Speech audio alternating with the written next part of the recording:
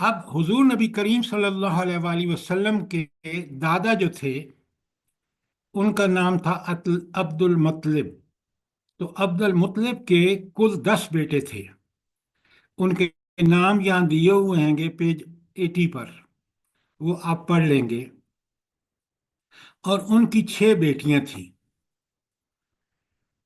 ان کے 10 بیٹوں میں ایک نبی کریم صلی اللہ علیہ وآلہ وسلم کے والد محترم عبداللہ بھی تھے. اب یہاں ایک چیز بڑی نوٹ فرمائیں کہ اب حضرت عبد المطلب نے یہ منت مانی تھی کہ میں ایک بیٹے کی قربانی دوں گا.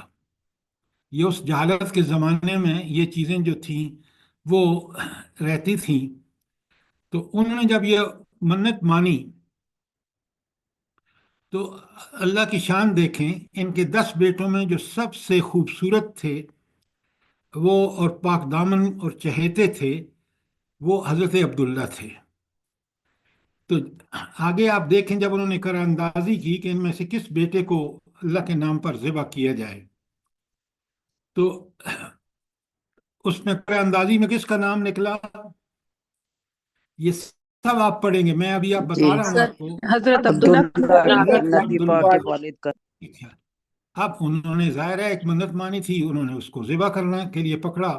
لیکن قریش کے جو کچھ قبیلے تھے ان کے خاص کر ننہال والے، کس کے ننہال والے؟ حضرت عبداللہ کے. اور یہ بنو مخزوم تھے اور یہ آڑے آئے کہ ہم ان کو ذبح نہ کریں. اور اس کے بعد انہوں نے ایک عرافہ سے جا کے، یہ خاتون جو تھی جو الٹے سیدھے فال کے نکالتی تھی، تو اس کے پاس گئے. تو انہوں نے کیا کیا کہ انہوں نے پھر ایک ترکیب بتائی. ترکیب یہ تھی کہ پہلے 10 اونٹوں کا کریں، پھر 20 کا، حتیٰ کہ 100 پر گئے جب تو انہوں نے دیکھا کہ کرا جو وہ ہے ان کے حضرت عبداللہ کے نام ہی نکلا. لیکن 100 اونٹوں پر کمپرومائز ہو گیا کہ اگر وہ 100 اونٹ قربانی کر دیں تو گویا انہوں نے اس کی قربانی کر دی حضرت عبداللہ کی. تو حضرت عبد المطلب نے پھر انہی کے بدلے، عبداللہ کے بدلے جو ہے وہ 100 اونٹ ذبح کیے. ذرا یہ نوٹ فرمائیں. اور ان کا نام ذبی اللہ پڑ گیا. کس کا؟ حضرت عبداللہ کا. اچھا، یہاں تک تو آپ دیکھتے ہیں کہ حضرت عبداللہ انتہائی خوبصورت بھی تھے، پاک دامن بھی تھے اور بڑے چہیتے بھی تھے. اس وجہ سے کہ پاک دامن ہونا اور خوبصورت ہونا یہ ایک بڑی منفرد خوبی تھی اللہ تعالیٰ کی طرف سے. اچھا، اب ان کی شادی جو ہے اگر آپ دیکھیں اپنے پیج 81 پر تو ان کی شادی حضرت آمنہ سے ہوئی. اور یہ بھی بڑے اعلیٰ خاندان کی تھی، یہ سب آپ پڑھیں گے. تو حضرت عبداللہ کو ان کے باپ عبد المطلب نے کھجور لانے کے لیے مدینہ بھیجا اور ان کا وہیں انتقال ہو گیا. یہ آخری لائن ہے پیج 81. شادی کے بعد ان کو حضرت عبد المطلب نے حضرت عبداللہ کو مدینہ بھیجا اور ان کا وہیں انتقال ہو گیا. اب یہاں اگر آپ پیج 82 پر آئیں تو آپ کو پتہ چلے گا کہ حضرت محمد رسول اللہ صلی اللہ علیہ وسلم کی پیدائش جو ہے وہ حضرت عبداللہ کی وفات سے 2 ماہ پہلے ہو چکی تھی. جب ان کی وفات کی خبر مکہ پہنچی تو حضرت آمنہ نے نہایت درد انگیز میں مرثیہ کہا، وہ آپ پڑھ لیں گے. تو یوں حضرت عبداللہ کا جب وہاں انتقال ہوا اور ان کی عمر 25 سال تھی، انہوں نے جو بہت ہی کردار ان کا بہت ہی اعلیٰ اور عرفہ تھا اور بڑے دانا اور رحم دل تھے. تو انہوں نے جو کل ترکہ چھوڑا، کس نے؟ حضور نبی کریم صلی اللہ علیہ وآلہ وسلم کے والد محترم حضرت عبداللہ نے. 5 اونٹ، یہ پیج 82 پہ دیکھیں نیچے. اچھا، بکریوں کا ایک ریوڑ، ایک حبشی لونڈی جس کا نام برکت تھا اور کنیت ام ایمن، یہ مسلمان ہو گئی تھی رضی اللہ تعالیٰ عنہ. یہی ام ایمن جنہوں نے رسول اللہ صلی اللہ علیہ وسلم کو گود میں کھلایا تھا۔ یعنی یہ کتنی خوش قسمت عورت ہے کہ اس نے حضور نبی کریم صلی اللہ علیہ وآلہ وسلم کو اپنی گود میں کھلایا، اور پھر وہ مسلمان بھی ہو گئی۔ یہاں تک آپ کا کوئی سوال ہو؟ کیونکہ اگلا پیج جو ہے وہ پھر ہم اس کو پڑھتے ہیں، لیکن یہاں تک آپ کو بڑا کلیئر ہونا چاہیے کہ حضرت عبداللہ کے بیٹے تھے نبی کریم صلی اللہ علیہ وسلم، اور حضرت عبداللہ حضرت عبد المطلب کے بیٹے تھے، اور سب سے خوبصورت تھے، کیونکہ انہوں نے منت مانی تھی عبد المطلب نے، لہٰذا جب انہوں نے تیر فالگیری کی، کر اندازی کی، تو نام انہی کا نکلا۔ تو نام جب نکلا تو وہ ذبح کرنے جا رہے تھے، جب ذبح ان کے ننہال والے آڑے آئے، انہوں نے کہا نہیں رکیں، ہم اس کا کوئی نکالتے ہیں طریقہ۔ جب طریقہ ہاں، پتہ چلا، حضرت ابو طالب نے بھی اعتراض کیا کہ نہ ایسا کرو۔ جی بالکل، وہ بھی اس میں شامل تھے۔ تو اب آپ نے دیکھا کہ 100 اونٹ پہ جا کے وہ جو ہے کہ یہ اب اس کے بعد عرب میں پہلے جو دیت تھی قتل کی وہ 10 اونٹ تھے، لیکن اس واقعے کے بعد انہوں نے 100 اونٹ کر دی، اور حضور نبی کریم صلی اللہ علیہ وآلہ وسلم نے بھی اس کو اسلام میں برقرار رکھا۔ اب یہ تھی صورتحال کہ حضرت عبداللہ آواز نہیں آ کا رہی ہے۔ انتقال ہو گیا، اور یہ تھا جو ترکہ انہوں نے چھوڑا۔ کوئی سوال یہاں تک؟ اچھا،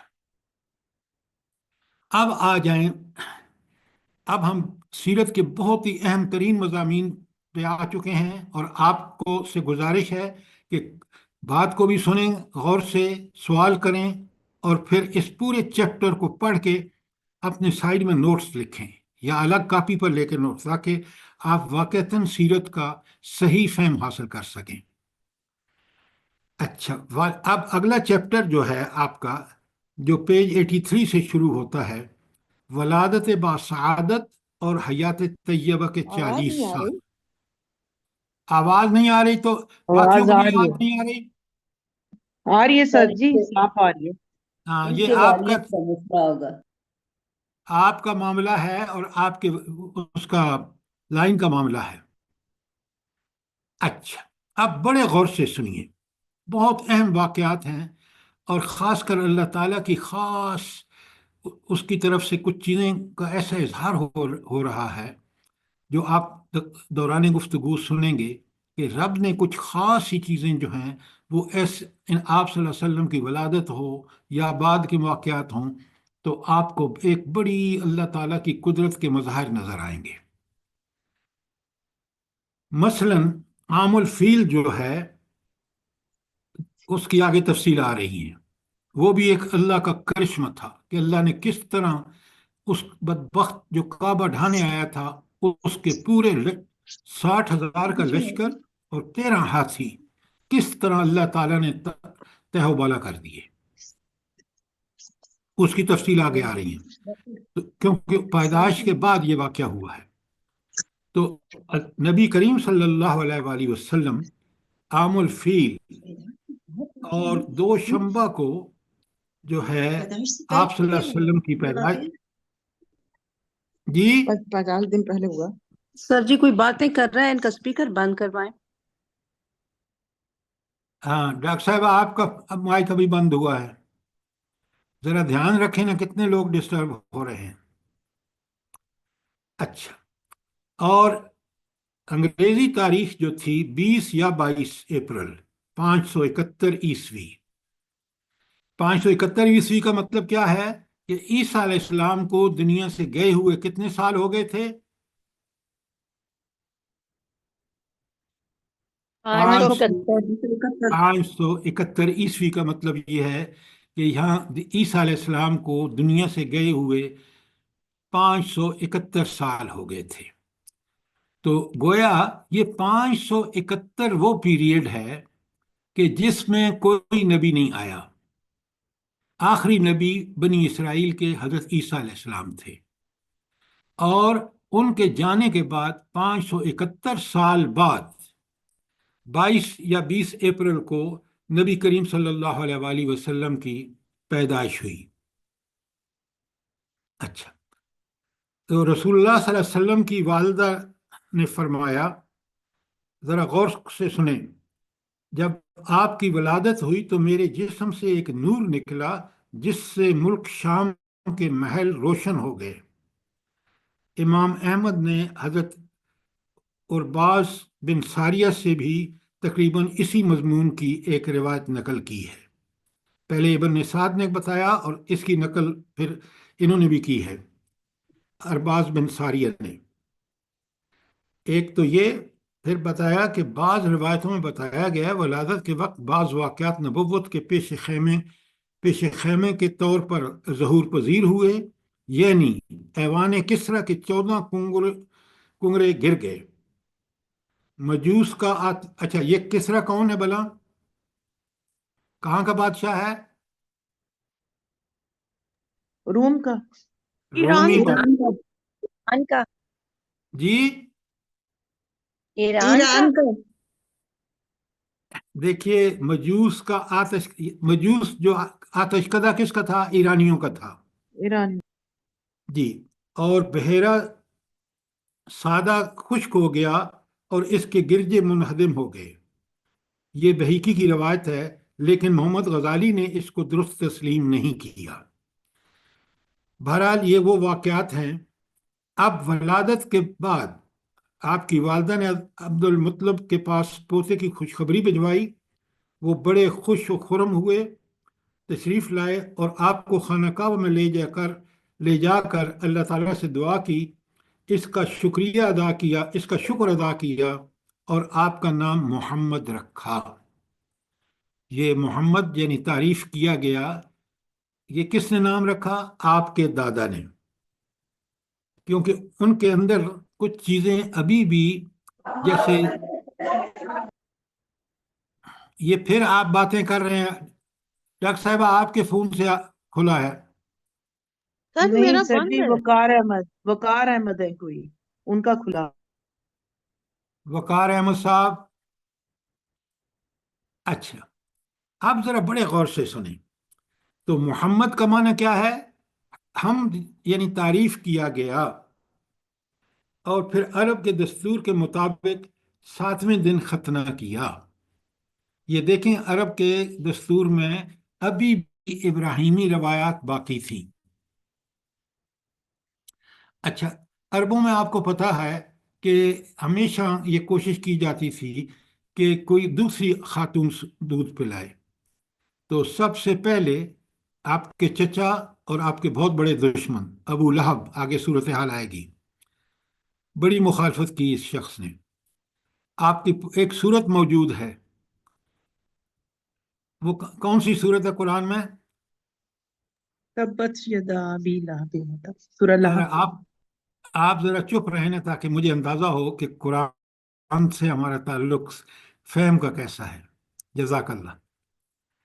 سورت اچھا، تبت ابو میں تو لہب سارا کی کچھ لونڈی، ایسا کا جی سورت تبت سورہ یدا لہب، میں تو سارا کچھ ہے نا، یہ ابو لہب کا اور ان کی۔ بالکل، اس کی تفصیلات آئیں گی آگے۔ ابو لہب کی لونڈی صوبیہ نے دودھ پلایا، کتنی بڑی خوش قسمت ہے، دیکھیں۔ اس وقت اس کی گود میں جو بچہ تھا اس کا نام مسروح رضی اللہ تعالیٰ لکھا ہے اوپر، کیونکہ وہ ایمان لے آئے۔ صوبیہ رضی اللہ تعالیٰ نے آپ سے پہلے حضرت حمزہ بن مطلب کو بھی، اور آپ کے بعد ابو سلمہ بن عبد الاسد مخزومی کو بھی دودھ پلایا تھا۔ تو یہاں سے کیا ثابت ہوتا ہے کہ آپ کے چچا جو ہیں حضرت حمزہ، وہ رضائی اور بھائی ہو گئے۔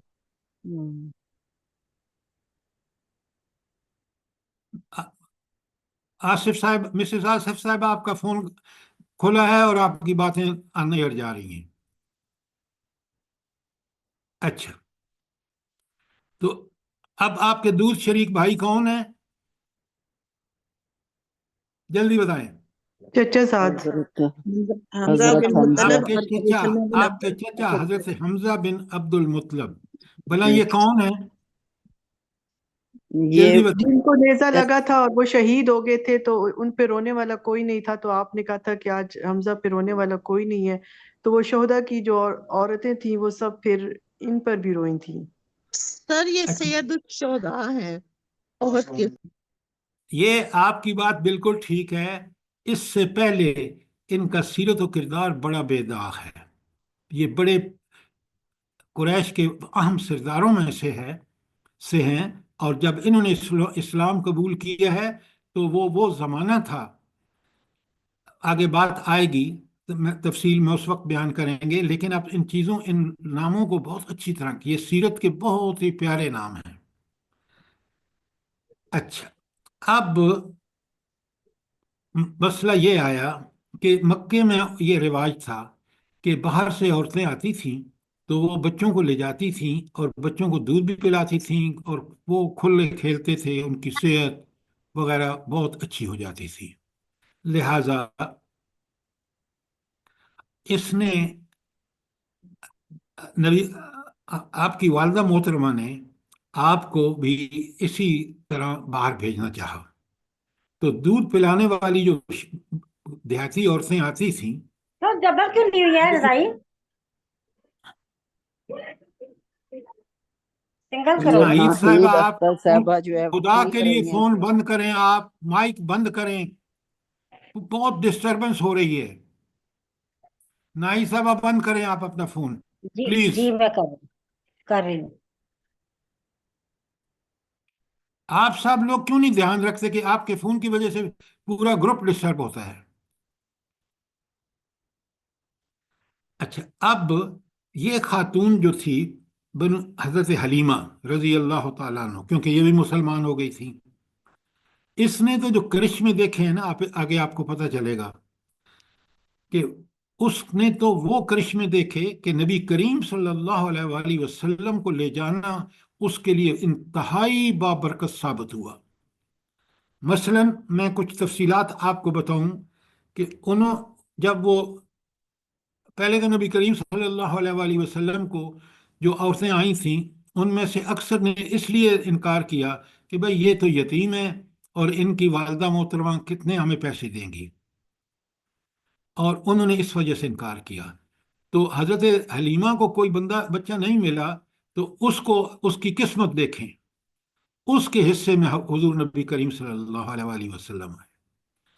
اب چند چیزیں میں آپ کو بتاتا ہوں جو آپ بعد میں دیکھیں گے کہ ہوا کیا کہ اس کی جو گدی تھی جس پہ وہ آئی تھی وہ سب سے کمزور اور لاغر تھی.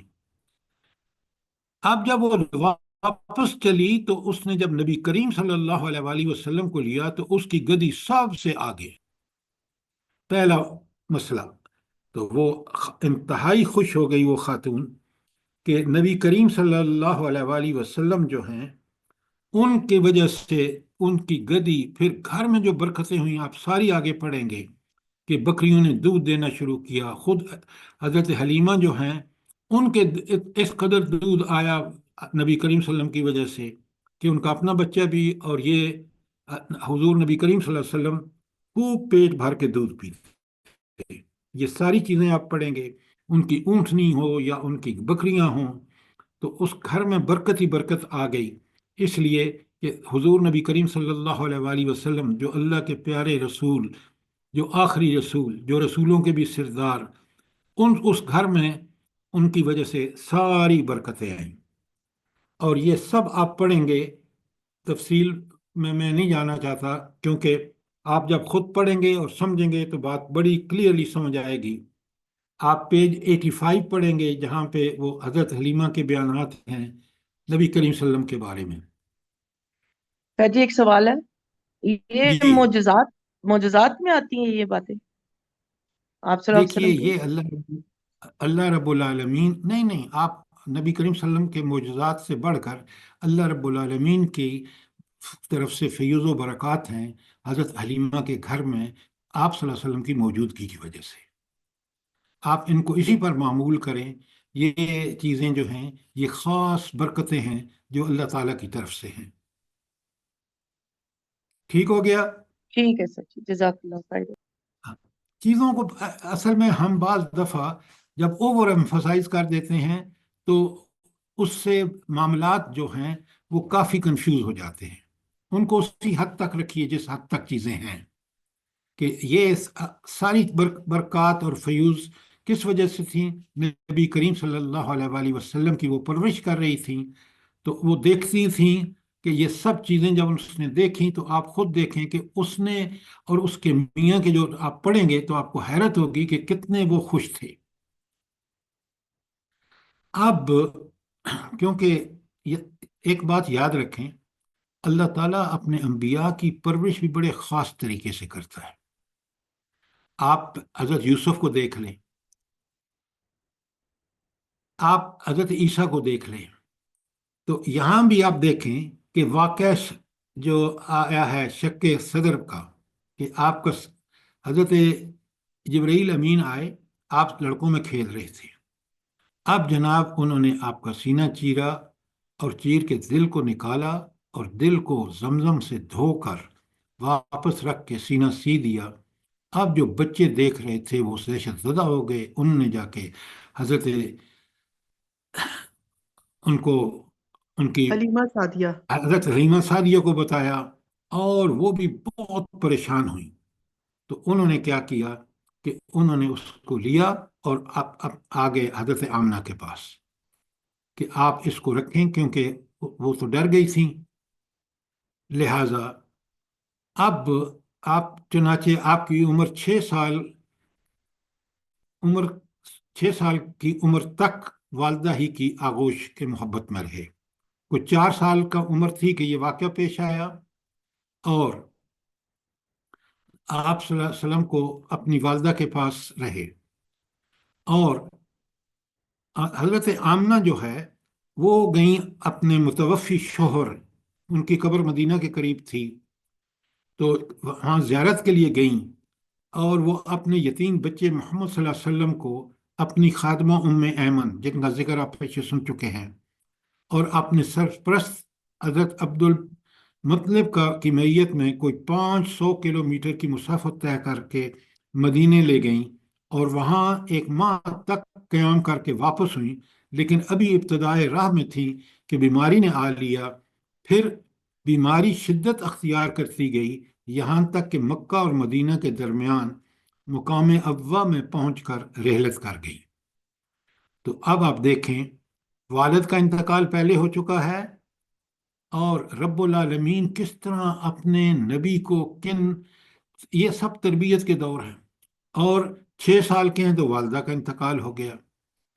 جب والدہ کا انتقال ہو گیا تو اب آپ کس کے پاس آگے آپ پرورش اور تربیت کے لیے؟ اپنے دادا کے پاس. آپ دیکھ رہے ہیں 87 پہ، تو دادا نے بڑی شفقت سے پالا، کیونکہ قبیلے کے سردار تھے، اور وہ بہت عزت اور تکریم سے پیش آتے تھے نبی کریم صلی اللہ علیہ وسلم کے. تو انہوں نے ان کو بہت ہی پیار سے پالا. لیکن ہوا کیا؟ اللہ کی شان دیکھیں. آپ صلی اللہ علیہ وسلم کی عمر 8 ماہ 2 مہینے 10 دن تھی کہ دادا کا بھی سایہ شفقت اٹھ گیا.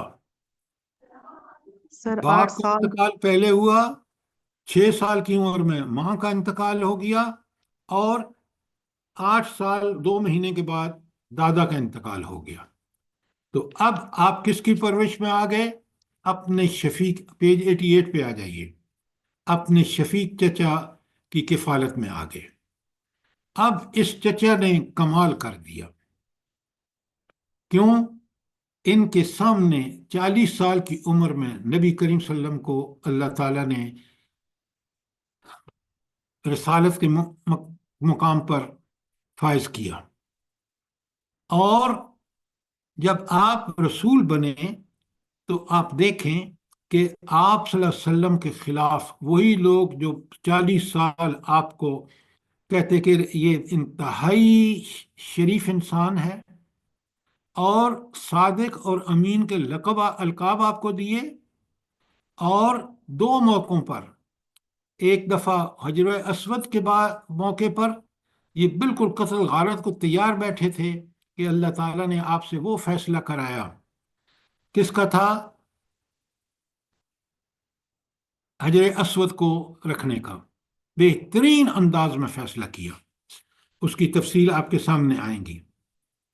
और फिर आप देखें यहीं पर नीचे बुहैरा राहिब का जो आया है कि नबी करीम सल्लल्लाहु अलैहि वसल्लम की उम्र 12 साल थी, और आप चचा अबू तालिब के साथ, ये 12 साल की उम्र का वाक़या ज़रा गौर से सुने। तो तिजारत के लिए शाम के सफ़र पर ले गए। बसरा एक रास्ते में जगह है, तो शाम का एक मुकाम है और हुरान का मरकज़ी शहर है। तो वहाँ पहुँचे तो वहाँ एक पादरी जो था, उसका लक़ब बुहैरा था। उसने निकल के देखा तो उसने, क्योंकि वो पादरी था और उस पादरी भी ईसाई पादरी था, और नबी करीम सॉरी हज़रत मूसा ईसा अलैहिस्सलाम को गए हुए 500 साल हो चुके थे। तो ईसाइयों में अभी भी वो सारी चीज़ें बड़ी मशहूर थीं जो हज़रत ईसा अलैहिस्सलाम ने उनको बताई थी। नबी करीम सल्लल्लाहु अलैहि वसल्लम को उसने उन निशानियों से पहचान लिया जो हज़रत ईसा ने बताई थी। जब उसने पहचान लिया तो उसने आपका हाथ पकड़कर कहा, ये सैयदुल आलमीन है। ज़रा देखें, पहले जो हज़रत ईसाइयों के यहाँ और यहूदियों के यहाँ बिल्कुल उनको पता था। कुरान कहता है ना, यारिफूनहु कमा यारिफून अबनाअहुम। वो नबी करीम सल्लल्लाहु अलैहि वसल्लम को उन निशानियों की वजह से जो हज़रत ईसा, हज़रत मूसा या साबिक अंबिया ने बताई थी, वो उस तरह पहचानते थे जिस तरह अपने बेटों को पहचानते हैं। ये बेटों को पहचानने का मामला क्यों अलग होता है, ज़रा बताएं तो सही। आज की मिसाल दें। ये कुरान ने भी कहा कि बेटों की तरह पहचानते थे। कैसे, क्यों? मैं आपको बताता हूँ, जरा सोचा करें। आ, स्कूल में एक जैसे यूनिफॉर्म के बच्चे होते हैं ना, ऐसा ही होता है। जी कभी सर। कोई जी ऐसे ही है। जी सर। कभी कोई वालिद कभी किसी दूसरे बच्चे को इस घुमा भुलेखे में ले आता है कि यार ये तो मेरे बच्चे जैसी यूनिफॉर्म है। बिल्कुल वो पहचानता है अपने बच्चे को और अपने ही बच्चे को लेके आता है। कुरान ने जो मिसालें दी हैं कमाल की दी हैं। तो वो कहता है बुहैरा, अल्लाह इन्हें रहमतुल लिल आलमीन बनाकर भेजेगा, ये भी उनको पता था। अबू तालिब ने कहा कि आपको ये कैसे मालूम हुआ? उसने कहा, तुम लोग जब घाटी के उस जानिब नमूदार हुए तो कोई भी दरख्त या पत्थर ऐसा नहीं था जो सजदे के लिए झुक न गया हो, और ये चीज़ें नबी के अलावा किसी और इंसान को सजदा नहीं करती। फिर मैंने उन्हें मोरे नबुव्वत से पहचानता हूँ जो कंधे के नीचे नरम हड्डी के पास सेब की तरह है, और हमने उन्हें अपनी किताबों में भी पाते हैं। तो ये है कि किस तरह उनको बिल्कुल पता था। इसके बाद बड़े गौर से सुने, बुहरा राहब ने अबू तालिब से कहा कि इन्हें वापस कर दो, मुल्क शाम न ले जाना। क्यों? यहूद से खतरा है कि इस पर अबू तालिब ने बाज़ गुलामों की मैयत में आपको मक्का वापस भेज दिया। अच्छा, उसने क्यों कहा कि इनको मुल्क शाम न ले जाना? क्यों कहा? सर जी मैं बताऊं। क्योंकि वहाँ यहूदी आलम भी ने पहचानेंगे। वहाँ यहूदियों की अक्सरियत थी, और यहूदी देखें, ये ईसाई भी समझता था पादरी बुहेरा कि ये बदबख्त ऐसी कौम है कि अगर उन्हें ये पता चल गया कि ये वो नबी आखिरुज़्ज़मां हैं और ये आ रहे हैं कुरैश में, मक्के में, तो कहीं ऐसा ना हो कि वो आप सल्लल्लाहु अलैहि वसल्लम को कत्ल कर दें। ये थी वजह। कोई सवाल यहाँ तक? अच्छा, ये थी 12 साल की उम्र जब आपको आपके चचा वहाँ तजारती सफर पर लेके गए। अब एक और वाक़या पेश आता है, जंग फुज्जार। ज़रा आप इन चीज़ों को बड़ा नोट करें कि नबी करीम सल्लल्लाहु अलैहि वसल्लम अल्लाह ताला अंबिया को کس طرح محفوظ رکھتا ہے فتنوں سے۔ اب یہ جنگ فجار جو ہے، یہ ایک طرف قریش تھے اور دوسری طرف قبیلہ تھا بنو کنانہ، دوسری طرف کیس اعلان تھے، قریش کے ساتھ بنو کنانہ تھے، اور مخالف قبیلہ جو تھا وہ کیس اعلان تھا۔ قریش اور کنانہ کا کمانڈر حرب بن امیہ تھا، کیونکہ وہ اپنے سن و شرف کی وجہ سے قریش و کنانہ کے نزدیک بڑا مرتبہ رکھتا تھا۔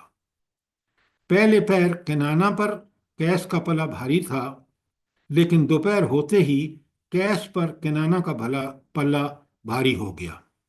اسے حرب فجار کہتے ہیں۔ فجار آپ کو پتہ ہے نا، جو سب سے گناہ گار آدمی ہوتا ہے اس کو فجار کہتے ہیں۔ تو اس کو فجار کیوں کہتے تھے؟ اس میں حرم اور حرام مہینے دونوں کی حرمت چاک کی گئی تھی۔ نہ لڑائی حرم میں ہو سکتی ہے اور نہ لڑائی کہاں ہو سکتی ہے؟ حرمت والے مہینوں میں۔ اب آپ مجھے یہ بتائیں کہ حرمت والے مہینے کون سے ہیں؟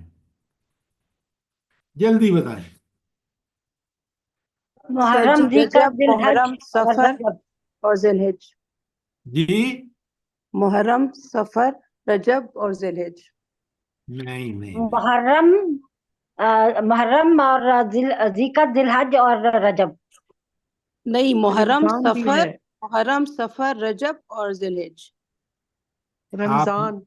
آپ لوگ جو رمضان نہیں ہے، قرآن میں ذکر ہے، پہلا رجب ہے، پھر محرم، سفر اور ذی الحج۔ آپ بڑے غور سے سنیے اور لکھ لیجئے تاکہ آپ لوگ جو ہیں یہ غلطی نہ کریں۔ 4 مہینے ہیں، پہلا مہینہ محرم ہے، دوسرا سفر ہے، تیسرا ربیع الاول ہے، اور چوتھا ربیع الثانی۔ یہ 4 مہینے محرم اور محترم مہینے ہیں۔ اس میں حضرت ابراہیم علیہ السلام سے لے کر آج تک یہ اس لیے قابل احترام اور محرم مہینے ہیں کہ اس میں کوئی لڑائی نہیں ہو سکتی۔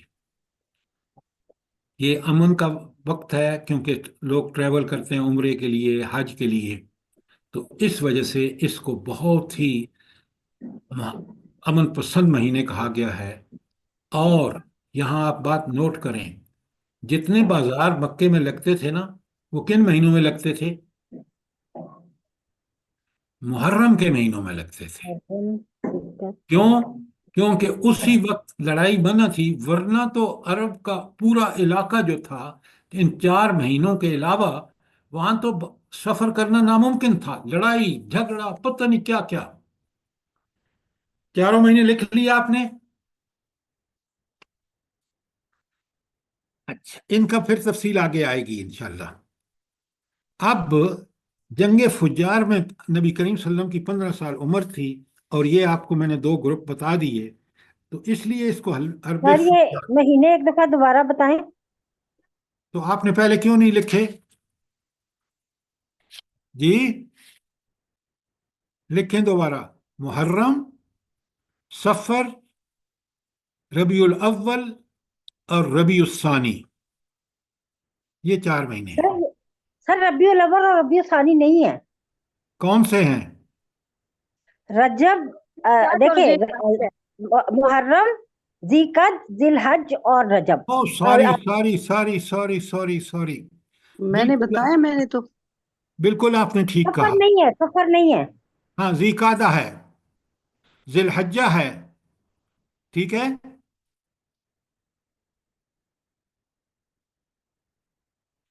بات سمجھ آ گئی کہ نہیں؟ جی سر۔ اچھا، اب آگے چلتے ہیں۔ تو حرب فجار یا جنگ فجار اس کو اس لیے کہتے ہیں کہ پہلا تو یہ حرام مہینوں میں ہوئی اور پھر حرم میں ہوئی، اس لیے اس کو پیج 89 پہ آپ کا لکھا ہے۔ اچھا، اس جنگ میں نبی کریم صلی اللہ علیہ وسلم نے کیا کیا؟ آپ دیکھ لیں، آخری لائن ہے۔ اس جنگ میں رسول اللہ صلی اللہ علیہ وسلم بھی تشریف لے گئے اور اپنے چچاؤں کو تیر تھماتے رہے۔ یعنی آپ نے صرف ایک کام کیا کہ وہ تیر پکڑاتے رہے، آپ نے جنگ میں باقاعدہ حصہ نہیں لیا۔ बात क्लियर है? जी सर, बेशक। अब ये सब चीज़ें आपको पता होनी चाहिए कि अल्लाह ताला अपने नबी को किस तरह बचा रहा है इन कत्लो गारत से। हल्फुल फजूल, ये एक बहुत अहम बात है और आप सबको समझनी चाहिए कि चंद कबाइल, जिसमें बनी हाशम, बनी मुतलब, बनी असद और बनी ज़हरा और बिन कलाब और बनी तईम, ये सब इकट्ठे हुए और इन्होंने ये फैसला किया कि मक्के में अगर किसी का पर कोई जुल्म होगा, बाहर का आदमी आए या मक्के का रहने वाला हो, और उसके खिलाफ जो भी जुल्म होगा उसके खिलाफ ये कबीले उठ खड़े होंगे। ये हल्फुल फजूल है। फजूल वो उर्दू वाला या पंजाबी वाला नहीं है। तो इस मुआहदे के बारे में हुजूर नबी करीम सल्लल्लाहु अलैहि वसल्लम, देखें ना, यहाँ मजलूम की मदद की बात है। तो नबी करीम, जकिया मुबीन साहिबा, आपका मोबाइल खुला, वो माइक खुला हुआ है। अच्छा, अब यहाँ एक चीज नोट फरमाएं कि हुजूर नबी करीम सल्लल्लाहु अलैहि वसल्लम फरमाते हैं कि आज मैं नबी हूं, अगर कोई ऐसा मुआहदा हो तो मैं उसमें शिरकत अब जरूर करूंगा। क्यों? कि इस्लाम तो सबसे ज्यादा मजलूमों की मदद का अल्लाह ताला हुक्म देते हैं इस्लाम में। तो आप सल्लल्लाहु अलैहि वसल्लम फरमाते हैं कि ऐसे मुआहदे में शरीक था, मुझे इसके एवज, ये 90 में पहला पेज, उसके आखिरी पैरा पढ़ रहा हूँ, सॉरी, पहले पेज का आखिरी हिस्सा। मुझे इसके एवज 100 ऊंट भी पसंद नहीं हैं, और अगर इस दौर यानी इस्लाम में इस ऐद व पैमान के लिए मुझे बुलाया जाता तो मैं लपक कर जाता, लब्बैक कहता। यानी ये इतना जहालत में ऐसा मुआहदा हुआ कि गरीब, उसकी मजलूम की मदद के लिए, तो हुजूर फरमाते हैं कि अगर मुझे आज इस्लाम में भी मुझे बुलाया जाता तो मैं फौरन जाता। ये सारी तरबियत हो रही है नबी करीम सल्लल्लाहु अलैहि वसल्लम की। बड़ा गौर से देखें। देखें, आपको ये अगर समझना है ना कि आपको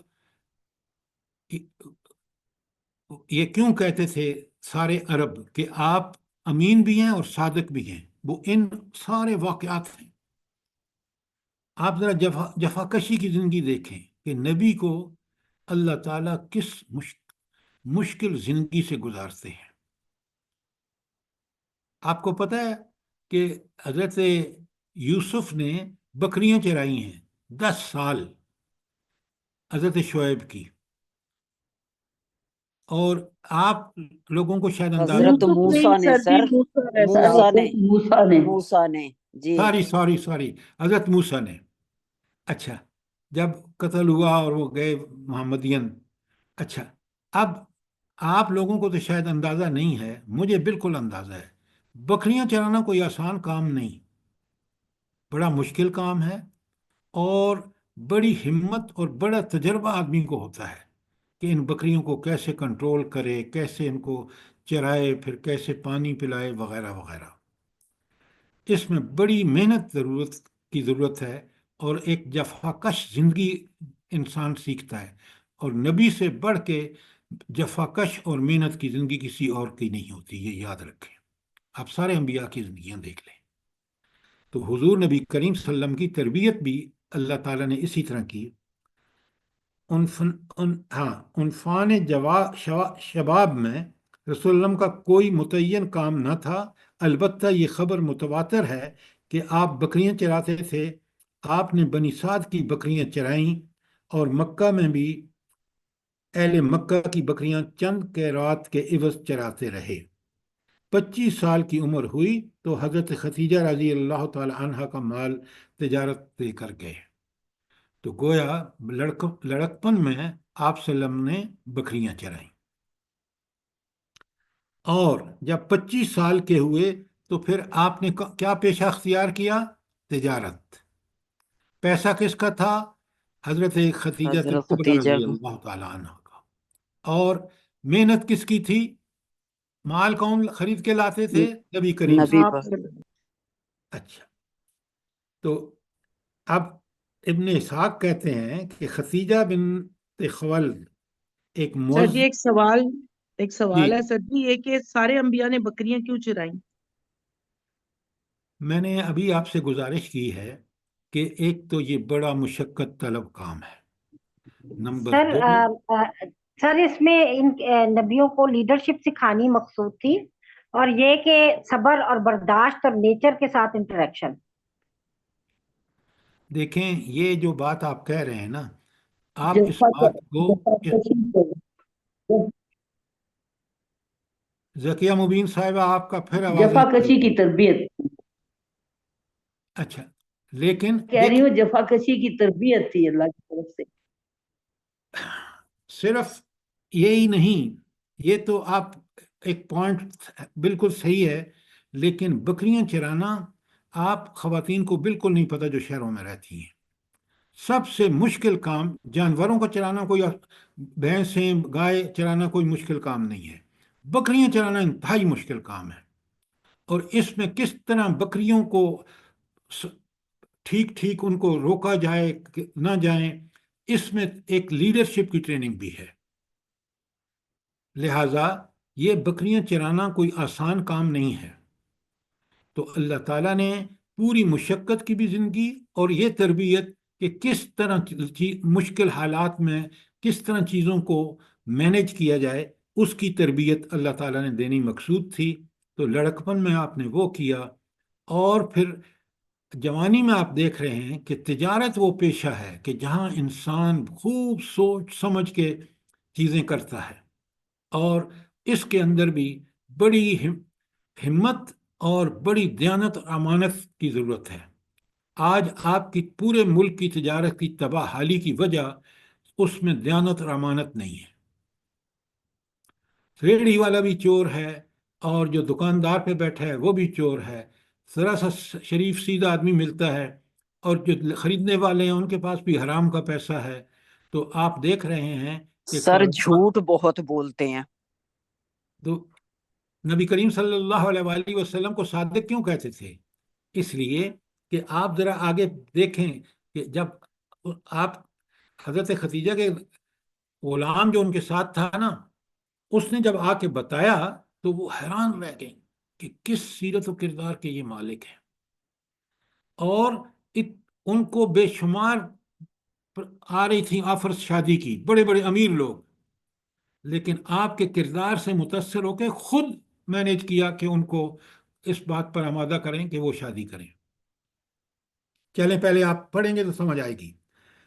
تو 25 سال کی عمر ہوئی تو حضرت خدیجہ کا مال لے کر تجارت کے لیے ملک شام تشریف لے گئے. ابن اسحاق کا بیان ہے کہ خدیجہ بن خویلد ایک معزز مالدار اور تاجر خاتون تھی. لوگوں کو اپنا مال تجارت کے لیے دیتی تھیں اور مزاربت کے اصول پر ایک حصہ طے کر لیتی تھیں. پورا قبیلہ قریش ہی تاجر پیشہ تھا. جب انہیں رسول صلی اللہ علیہ وسلم کی راست گوئی، امانت، مکارم اخلاق کا علم ہوا تو انہوں نے ایک پیغام کے ذریعے پیشکش کی کہ آپ ان کا مال لے کر تجارت کے لیے ان کے غلام میسرہ کے ساتھ ملک کے شام تشریف لے جائیں، اور دوسرے تاجروں کو جو کچھ دیتی ہیں اس سے بہتر اجرت آپ کو دیں گی. کیوں؟ آپ نے سن چکے تھیں کہ یہ اتنے امانت دار اور دیانت دار ہیں. آپ نے یہ پیشکش قبول کر لی اور ان کا مال لے کر غلام میسرہ کے ساتھ ملک شام تشریف لے گئے. آپ جب واپس آئے اور میسرہ نے آپ صلی اللہ علیہ وسلم کے بارے میں بتایا حضرت خدیجہ کو کہ کس امانت، کس دیانت، کتنے شریف اور کتنے زبردست انسان ہیں، تو آپ دیکھ رہے ہیں کہ حضرت خدیجہ سے شادی جو ہے اسی کے بعد طے ہوئی. اور آپ پڑھ لیں گے کہ یہاں اچھا اس کے بعد اگلا پیرا جو شادی کا نیکسٹ پیرا ہے، یہ میں اس لیے چھوڑ رہا ہوں کہ آپ خود پڑھیں سمجھیں. شادی میں مہر کتنا طے ہوا تھا؟ 20 اونٹ دیے. اس کا کیا مطلب ہے کہ آپ صلی اللہ علیہ وسلم نے 20 اونٹ مہر میں دیے؟ یعنی یہ سر بات جی یہاں سے مالی حالت کا پتہ چلتا ہے آپ طرف سے ان کی کیسی تھی. ایگزیکٹلی یہ ہے وہ بات کہ اس وقت نبی کریم صلی اللہ علیہ وآلہ وسلم اتنے امیر تھے کہ آپ نے مہر میں 20 اونٹ دیے، اور اس وقت حضرت خدیجہ کی عمر 40 سال تھی اور نبی کریم صلی اللہ علیہ وسلم کی عمر کتنی تھی؟ 25 سال. اور اتنا یہ فیملی اس قدر دین پرست تھی. حضرت محمد رسول اللہ صلی اللہ علیہ وسلم تو اللہ کے نبی تھے نا، لیکن جو خدیجہ رضی اللہ تعالی عنہا کی فراست اور جو مال جس طرح انہوں نے لٹایا ہے اللہ کے دین کے لیے، آپ دیکھیں نا، حضور جب غار ثور میں فرشتہ آپ کے جبرائیل امین آپ کو گلے لگا کے اور خوب بھینچتے ہیں، تو نبی کریم صلی اللہ علیہ وسلم تو سخت پریشان ہو گئے کہ ایک نوری مخلوق اور ایک خاکی مخلوق کی ملاقات ہی بڑا ڈراؤنا کام تھا. پھر آپ کو انہوں نے 2 دفعہ بھینچا، تو گھر آئے تو آپ کہنے لگے مجھے تو میری جان کا خطرہ ہے جو مجھے صورتحال وہاں پیش آئی ہے. تو جو تسلی دی ہے حضرت خدیجہ الکبریٰ نے، وہ ان کی فراست کا جیتا جاگتا ثبوت ہے. کہتی ہیں نہیں، اللہ آپ کو ہرگز ضائع نہیں کرے گا، آپ تو غریبوں کی مدد کرتے ہیں. آگے پڑھیں، آپ حیران رہ جائیں گے کہ ایک بیوی اپنے خاوند کو کس طرح اس کی دلجوئی کرتی ہے، اس مشکل حالات میں کس طرح، یعنی یہ ان کی فہم و فراست کی انتہا ہے کہ اس حال میں نبی کریم صلی اللہ علیہ وسلم کو. اور آپ دیکھتے ہیں کہ ان سے جو اولاد پیدا ہوئی ہے، حضرت ابراہیم جو ان کا بچپن میں انتقال ہو گیا تھا، انہی کے بطن سے تھے. پہلے قاسم پیدا ہوئے، اور انہی کے نام پر آپ صلی اللہ علیہ وسلم کی کنیت کیا تھی؟ ابو القاسم. قاسم کے یا نبی کریم صلی اللہ علیہ وسلم کی ہمیشہ رہی. پھر زینب، رقیہ، ام کلثوم، سر فاطمہ. ابراہیم ان سے نہیں پیدا ہوئے تھے. جی ابراہیم جو ہے ان سے نہیں پیدا ہوئے تھے. ہاں، وہ آگے آ رہا ہے ذکر. ہاں، ان سے قاسم اور عبداللہ.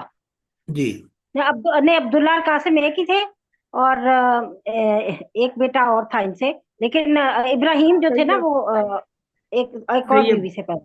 طیب ایک اور بیٹا. وہ آگے آ رہا ہے، آپ ذرا صبر تو کریں. ابراہیم ماریہ پرتیہ سے تھے. دیکھیں، حضرت خدیجہ الکبریٰ رضی اللہ تعالیٰ عنہ سے جو اولاد پیدا ہوئی وہ تھی قاسم، عبداللہ، 2 لڑکے تھے، اور زینب، رقیہ، ام کلثوم اور فاطمہ رضی اللہ تعالی عنہما، یہ بیٹیاں تھیں. ٹھیک ہے،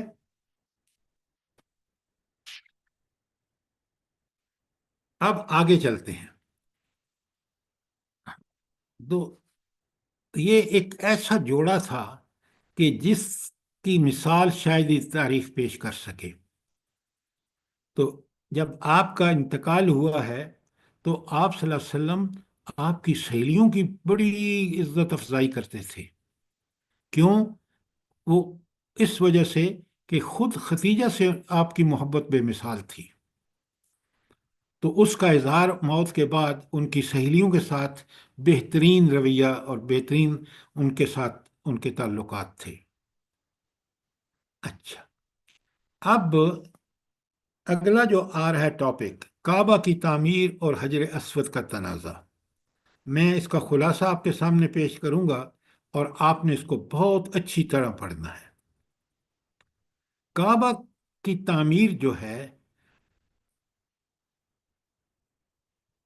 قریش نے یہ فیصلہ کیا کہ ہم حلال کمائی لگا کے، اور اس کو کیونکہ کافی بارشوں کی وجہ سے گر گرا گیا تھا، تو انہوں نے کہا کہ ہم اس کو تعمیر کریں گے. اب تعمیر کرتے وقت جو اصل مسئلہ پیش آیا وہ یہ تھا کہ کعبۃ اللہ کو حجر اسود کو اٹھا کے اپنے مقام پر کون رکھے. اس پہ عرب تو لڑائیوں کے ماہر تھے، قبیلوں میں ٹھن گئی، بہت تلواریں نکل آئیں.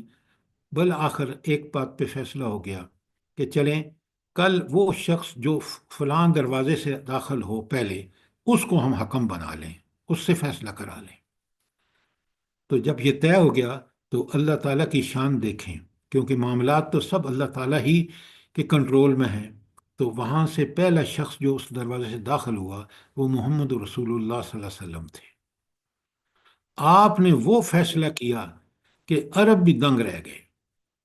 آپ نے فرمایا کہ اس کو چادر میں رکھو، قبیلوں کے سردار جو ہیں وہ سارے چادر کو پکڑ لیں اکٹھے، اور پھر اس کو اوپر لائیں اس لیول پر۔ جب لیول پہ آیا تو آپ صلی اللہ علیہ وسلم نے اس کو اٹھا کے اپنی جگہ پہ رکھ دیا۔ تو وہ سارے قبیلے بڑے حیران تھے کہ جہاں کہاں تو یہ کہ جنگ ہونے جا رہی تھی، لڑائی اور قتل و غارت ہونے جا رہی تھی، کہاں یہ کہ ایسا فیصلہ آیا کہ سب مطمئن۔ تو اس کے بعد آپ یہاں اس کو پڑھیں گے، اور نبوت سے پہلے کی اجمالی سیرت جو ہے وہ انشاءاللہ نیکسٹ ٹائم آپ کے سامنے میں رکھوں گا۔ اور اب آپ نے آگے، کیونکہ 40 سال تو بغیر نبوت کے ہیں، 40ویں سال آپ کو نبوت ملی ہے، اس کی بھی صورتحال جو ہے آگے آپ دیکھ رہے ہیں، انہوں نے بڑی تفصیل سے بیان کی ہے۔ بلکہ میں سمجھتا ہوں کہ میں اس چیپٹر کو ختم ہی کر دوں، 2 ہی پیجز رہ گئے ہیں۔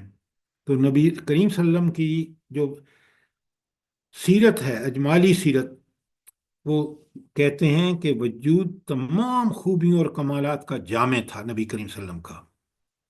اور یہ پیج 93 میں آخری پیرا پڑھ رہا ہوں۔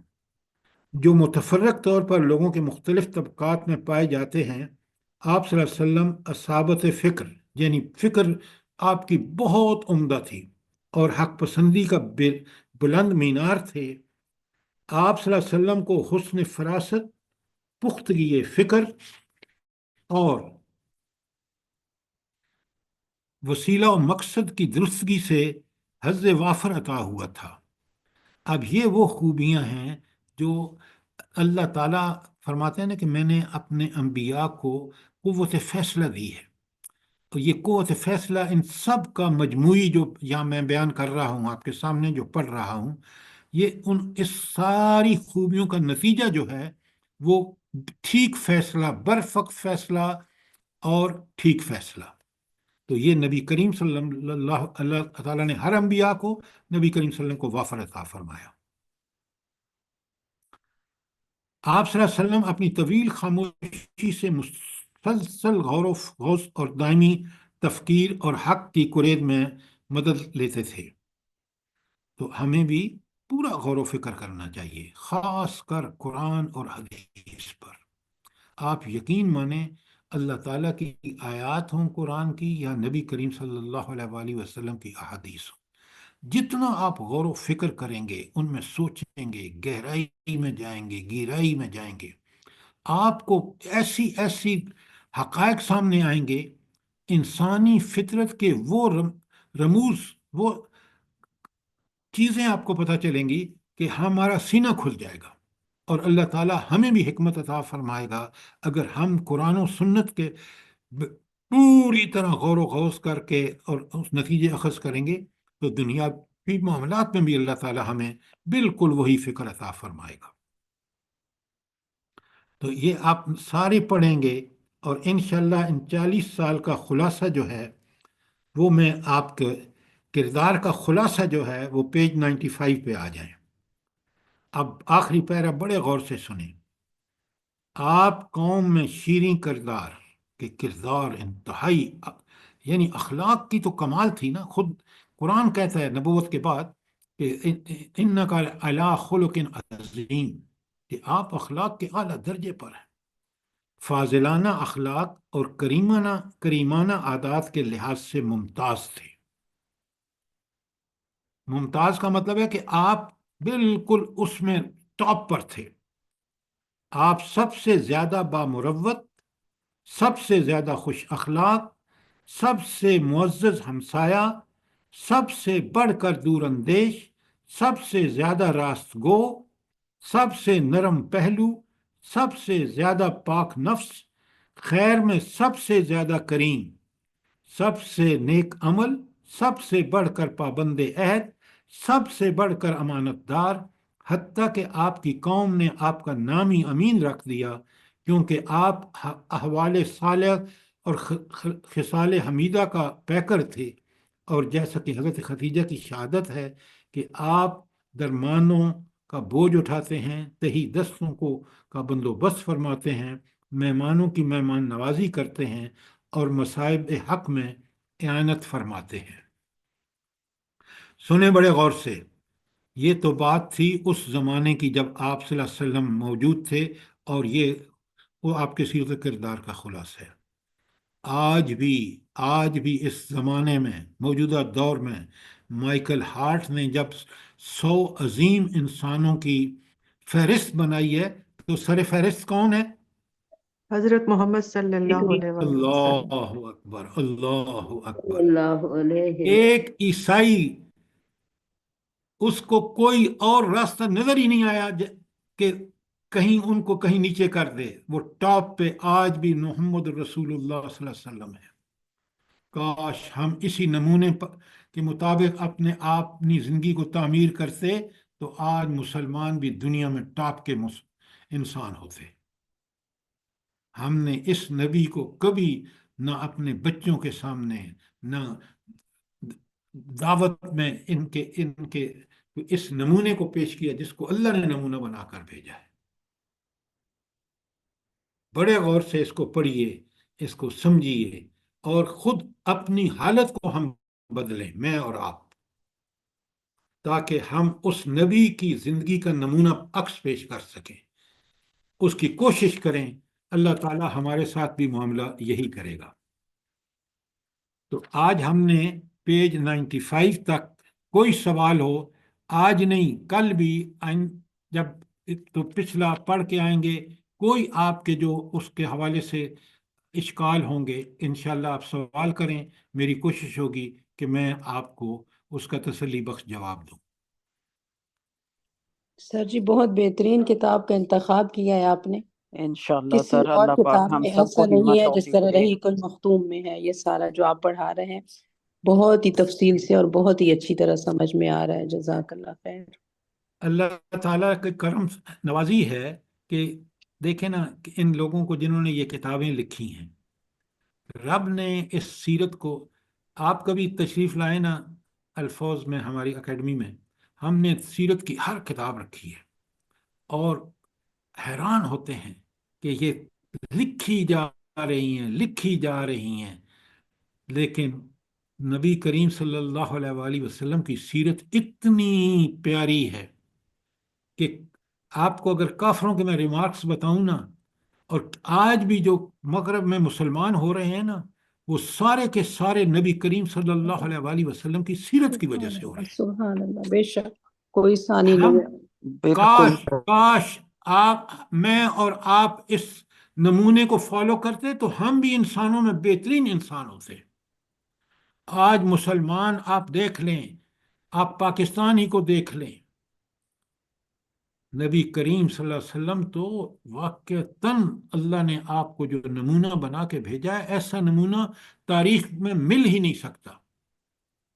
بے شک سر، بد نصیبی ہے مسلمانوں کی۔ بے شک آپ نے بالکل صحیح کہا، بڑی بد نصیبی ہے کہ ہم اس ہستی کو نہ ہمارے گھروں میں، نہ ہمارے تعلیمی اداروں میں، نہ ہمارے سیرت و کردار میں اس کی جھلک کم ہی نظر آتی ہے۔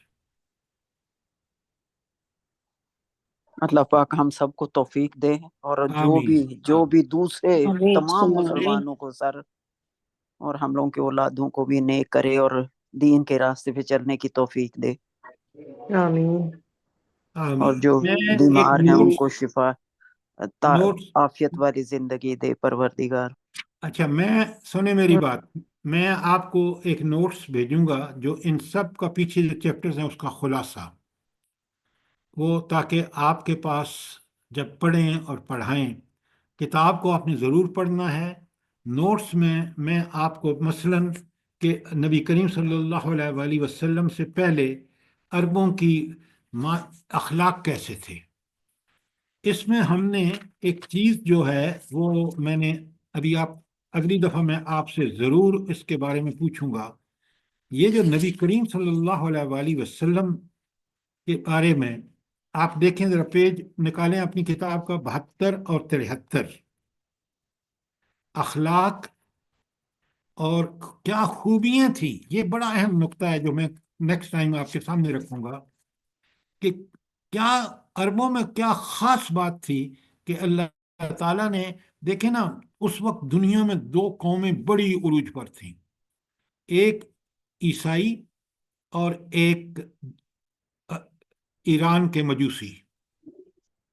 अल्लाह ताला ने अरबों को क्यों चुना, जबकि ये अरब अपने अखलाक के एतबार से, कल लास्ट टाइम में बताऊंगा आपको कि ये कितने गए गुजरे हुए थे, लेकिन जंगो जद सुने इनके अंदर क्या बुराइयां थी।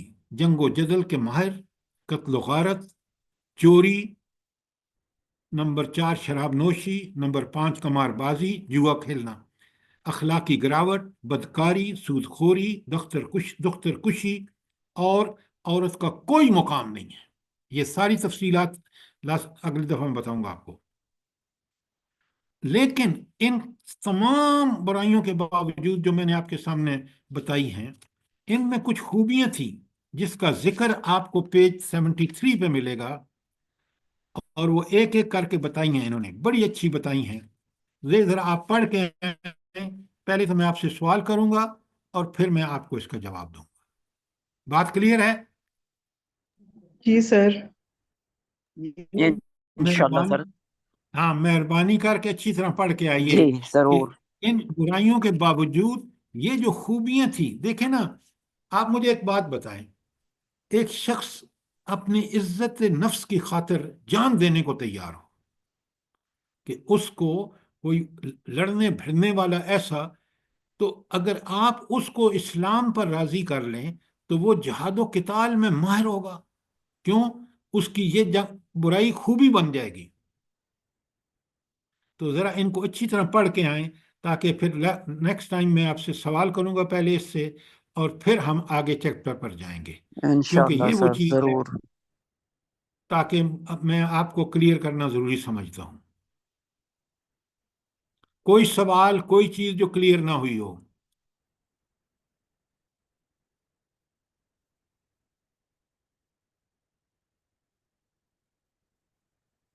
डॉक्टर साहब बात क्लियर है? जी सर बिल्कुल। जज़ाकल्लाह।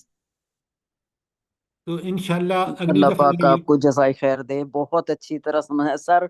हम लोग, मैंने तो आपको पहले भी बोला था कि मैं खुद अगर पढ़ूं तो इतने डिटेल में नहीं जा सकता आदमी, और समझ नहीं अल्हम्दुलिल्लाह, सकता है, बस जैसे अल्लाह का आप शुक्र अल्लाह है, के करम से। अल्लाह का शुक्र है। अच्छा, एक बात बताएं, चलें, सबसे बड़ी खूबी अल्लाह के दीन के लिए कौन सी खूबी है? सबसे बड़ी खूबी।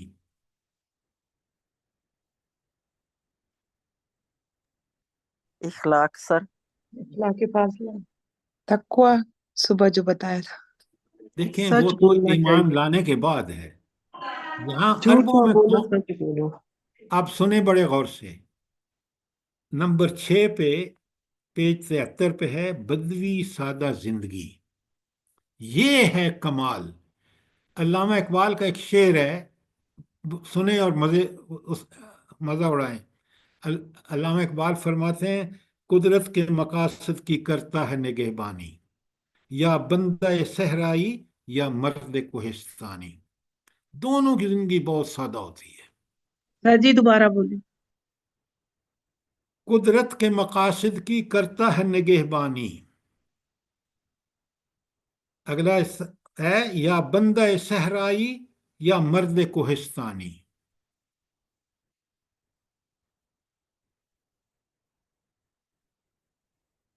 आप देख लें, आंखें खोल के देख लें, किस तरह मर्द कोहिस्तानी ने अफगानिस्तान में सारे काफिरों को शिकस्त दी। तो सर सादा जी मेरे हस्बैंड कह रही है ये फितरत के मकासद की है, कुदरत के नहीं। सारी सॉरी, बिल्कुल ठीक कह रहे हैं, वो फितरत के मकासद की करता है निगहबानी। ठीक कहा उन्होंने, जजाकल्ला। अपनी जिंदगी को जितना सादा कर रख सकते हैं ना रखें, खुदा के लिए। جب انسان دنیا پرستی میں لگتا ہے نا، عیش پرستی کبھی پڑھاؤں گا آپ کو، تو بندہ کہیں کا نہیں رہتا. یہ سادہ زندگی اور زہد والی زندگی کہ کم تر اپنی ضروریات سے بھی کم تر پر اللہ کے لیے راضی ہوں. پھر بندے کو مزہ آتا ہے، وہ سارے وسائل بھی لگاتا ہے.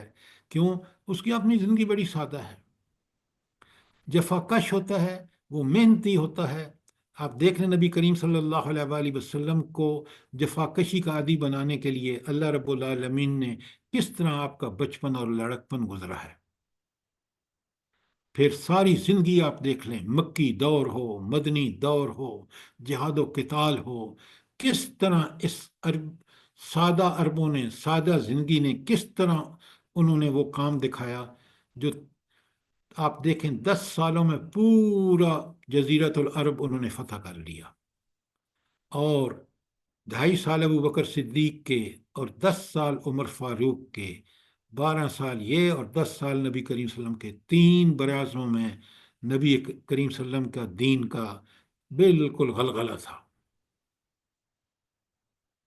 کاش کاش آج ہمارے حکمران طاغوت کی بجائے، شیطان کے پیچھے چلنے کی بجائے اللہ کے اس دین پر عمل کرتے اور اس اپنی طاقت کو اس کے ترویج کے لیے استعمال کرتے، تو آج ہم دنیا میں بالکل اسی طرح نمایاں ہوتے جس طرح صحابہ کرام تھے. آپ دیکھ لیں 1 سال کی حکومت نے افغانستان میں کیا انقلاب برپا کر دیا ہے.